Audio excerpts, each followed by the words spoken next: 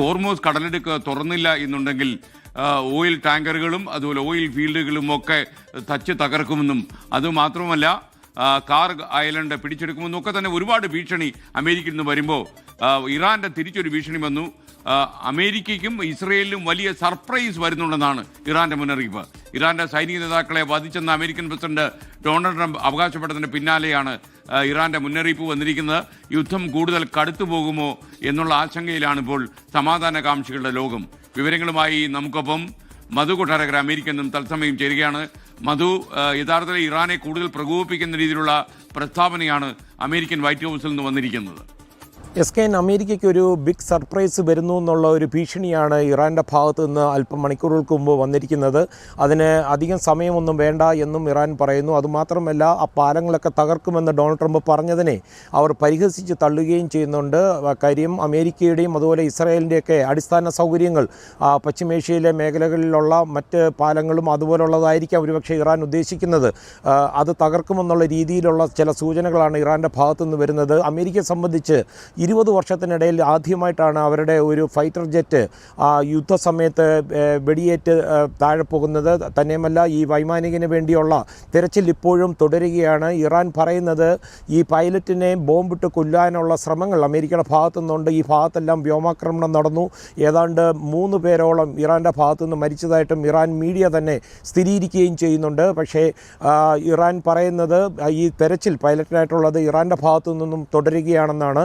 അതേസമയം Donald Trump ബുധനാഴ്ചയ്ക്ക് ശേഷം മാധ്യമങ്ങളുടെ മുമ്പിലോ അല്ലെങ്കിൽ മറ്റേതെങ്കിലും പൊതുപരിപാടികളിലോ പങ്കെടുക്കുന്നില്ല. സാധാരണയായി വാരാന്ത്യത്തിൽ മാഴലഗോ എന്ന സ്വകാര്യ വസതിയെ മയാമിയിലാണ്, അവിടേക്കാണ് അദ്ദേഹം പോകാറുള്ളത്. പക്ഷേ വൈറ്റ് ഹൗസിൽ തന്നെ തങ്ങുകയാണ്.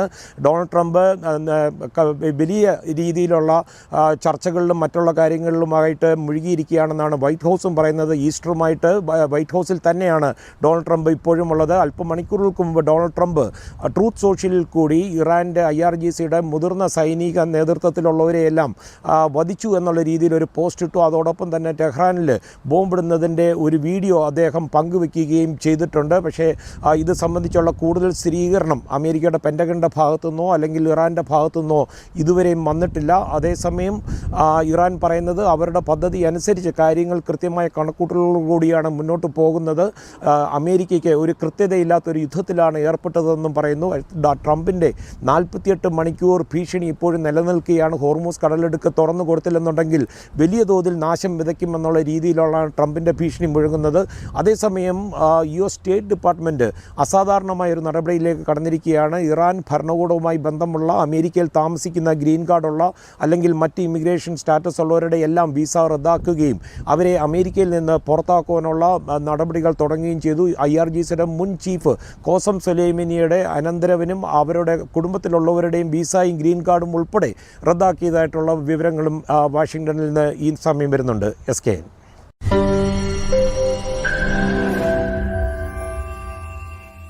ലോകത്തെവിടെയായാലും ഏത് സമയത്തും 24 വാർത്തകളും ഓഗ്മെന്റഡ് റിയാലിറ്റി പാക്കേജുകളും എക്സ്പ്ലെയിനറുകളും വിശദമായി കാണാൻ ഞങ്ങളുടെ YouTube ചാനൽ നിങ്ങൾക്ക് സബ്സ്ക്രൈബ് ചെയ്യാം.